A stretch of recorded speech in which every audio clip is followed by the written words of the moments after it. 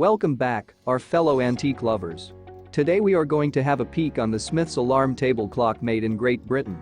In 1931 they were called as Smiths, then called S. Smith & Sons, Motor Accessories, Ltd, decided to enter the domestic clock market and formed Smith's English Clocks Ltd. The model which we are going to see is manufactured in 1940. The clock has a circular body made of aluminium. The front side of the clock has a very pale brown dial, with the alarm time setting at the top and the logo at the bottom.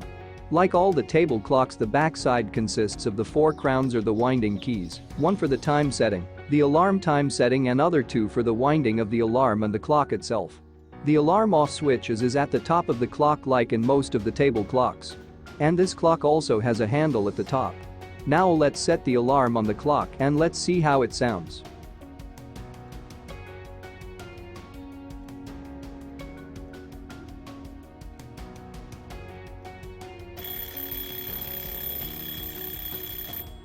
This clock has some higher ringing sound when the alarm rings, which would definitely wake you up how deep you were sleeping.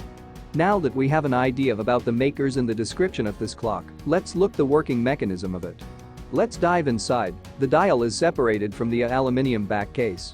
There are 2 common forms of the resonant mechanical oscillator. A weight acting against gravity and a weight acting against a spring called a balance. The part which you are seeing is called the balance wheel.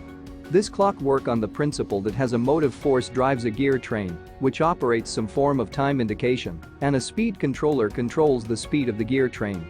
We do not want a clock which requires a continuous supply of external energy, as this would be very inconvenient. We store energy in the spring by winding it up. It also happens that all the commonly used speed controllers require a very small torque, compared with the motive force, over lots of turns, so we use a train to reduce the torque from the first wheel and increase the available turns. Each stage in the train divides the torque and multiplies the number of turns. In other words, the train converts high torque, few turns into low torque many turns. The train also provides a suitable place to derive the time indication. Well, this explains the Smith alarm table clock's working principle. Stay tuned for our next video. Don't forget to subscribe, like and share your feedbacks in the comments.